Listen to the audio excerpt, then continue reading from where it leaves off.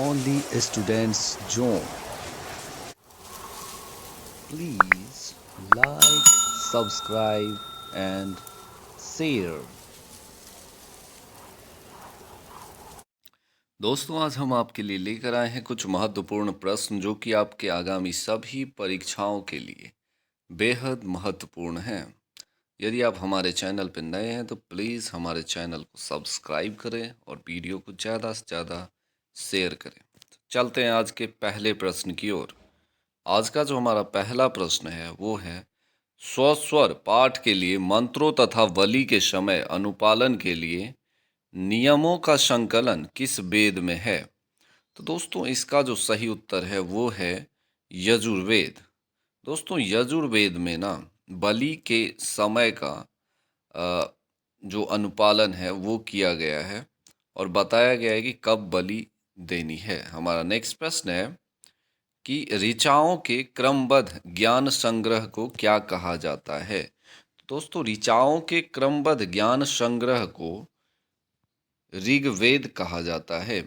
क्या कहा जाता है दोस्तों? ऋग्वेद कहा जाता है।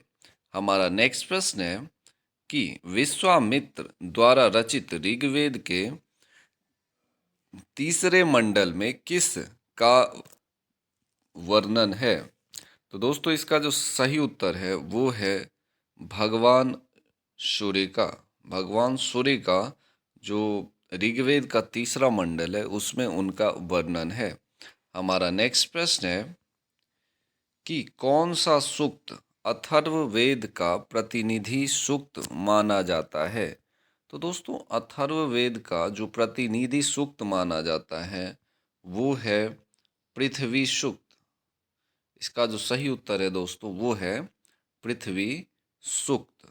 हमारा नेक्स्ट प्रश्न है कि वेदों को समझने के लिए कितने वेदांगों की रचना की गई है? तो दोस्तों, वेदों को समझने के लिए कुल 6 वेदांगों की रचना की गई है, जो इस प्रकार है। पहला है दोस्तों शिक्षा, दूसरा ज्योतिष, तीसरा कल्प, चौथा व्याकरण, पांचवा निरुक्त और अंतिम जो है दोस्तों छठा वो है छंद। हमारा नेक्स्ट प्रश्न है कि प्राचीन भारत का इतिहास मुख्यतः कहाँ से प्राप्त होता है? तो दोस्तों, प्राचीन भारत का इतिहास जो है वो धर्म ग्रंथ, ऐतिहासिक ग्रंथ और जो भारत में विदेशी आए थे उन्होंने जो बुक लिखा था उससे और पुरातत्व संबंधी साक्ष्य से मिलते हैं। हमारा नेक्स्ट प्रश्न है कि वामन अवतार के 3 पगों का वर्णन कहाँ मिलता है? तो दोस्तों, वामन अवतार के 3 पगों का वर्णन ऋग्वेद में मिलता है। कहाँ मिलता है दोस्तों? ऋग्वेद में मिलता है। हमारा नेक्स्ट प्रश्न है कि एक ऐसा वेद जो गद्य एवं पद्य दोनों में वर्णित है। तो इसका जो सही उत्तर है दोस्तों वो है यजुर्वेद।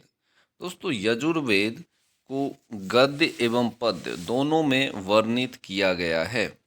हमारा नेक्स्ट प्रश्न है कि भारतीय संगीत का जनक किस वेद को कहा जाता है? तो दोस्तों, भारतीय संगीत का जनक सामवेद को कहा जाता है। दोस्तों, संगीत, जो भी संगीत आज भारत में गाए जा रहे हैं इसका जो जनक है वो सामवेद है।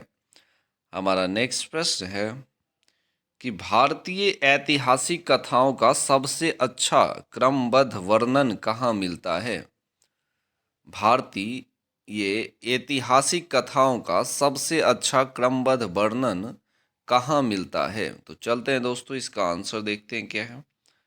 इसका आंसर है दोस्तों पुराणों में। दोस्तों, पुराणों में जो है ना भारतीय ऐतिहासिक कथाओं का क्रमबद्ध वर्णन मिलता है। हमारा नेक्स्ट प्रश्न है कि किन पुराणों में राजाओं की वंशावली का वर्णन है?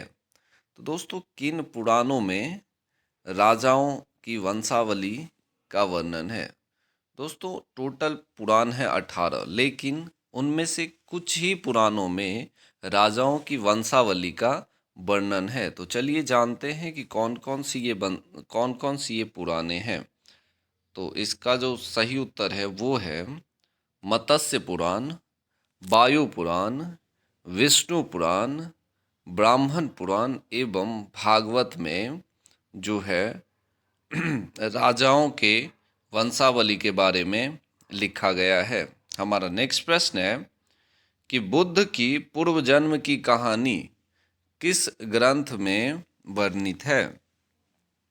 तो दोस्तों बुद्ध की जो पूर्व जन्म की कहानी है वो बौद्ध धर्म की जो सबसे प्रसिद्ध पुस्तक है जातक, उसमें वर्णित है।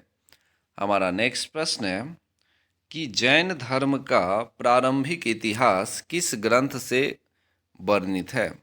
तो दोस्तों जैन धर्म का जो प्रारंभिक इतिहास है वो कल्प सूत्र में वर्णित है। दोस्तों इसका जो सही उत्तर था वो था कल्प सूत्र। हमारा नेक्स्ट प्रश्न है कि मौर्यकालीन इतिहास की जानकारी कहाँ से प्राप्त होती है। तो दोस्तों मौर्यकालीन इतिहास की जानकारी जो है ना वो कहाँ से प्राप्त होती है, चलिए देखते हैं। इसका जो सही उत्तर है वो है दोस्तों अर्थशास्त्र से। दोस्तों ये जो अर्थशास्त्र है ना वो कौटिल्य के द्वारा लिखा गया था, जो चंद्रगुप्त मौर्य का प्रधानमंत्री था। हमारा नेक्स्ट प्रश्न है कि संस्कृत साहित्य में ऐतिहासिक घटनाओं को क्रमबद्ध लिखने का प्रयास सर्वप्रथम किसने किया था।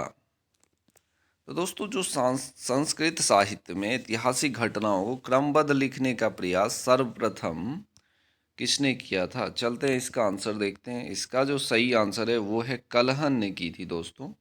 कलहन ने राजतरंगिणी में। दोस्तों राजतरंगिणी में ना कश्मीर के बारे में लिखा गया है। हमारा नेक्स्ट प्रश्न है कि अरबों के सिंध विजय का वर्णन किस ग्रंथ में मिलता है। तो दोस्तों अरबों का जो सिंध विजय का वर्णन है वो चचनामा में मिलता है। हमारा नेक्स्ट प्रश्न है कि सर्वप्रथम भारतवर्ष का जिक्र किस अभिलेख में है। तो सर्वप्रथम जो भारतवर्ष का जिक्र किया गया है उस अभिलेख का नाम है दोस्तों हाथी गुम्फा अभिलेख।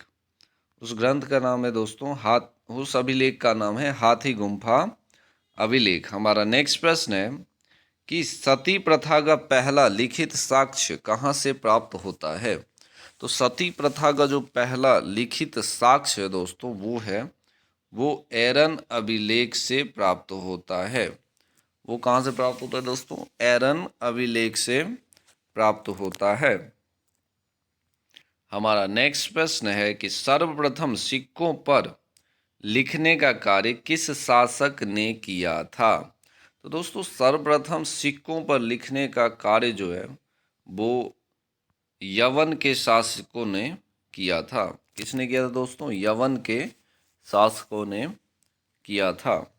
नेक्स्ट प्रश्न है कि उत्तर भारत में मंदिरों की कला शैली कैसी है। तो दोस्तों उत्तर भारत में मंदिरों की जो कला शैली है वो है नागर शैली। तो ये थे दोस्तों आज के कुछ महत्वपूर्ण प्रश्न।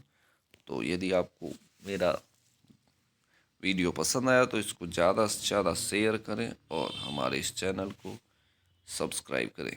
Thank you, have a nice day.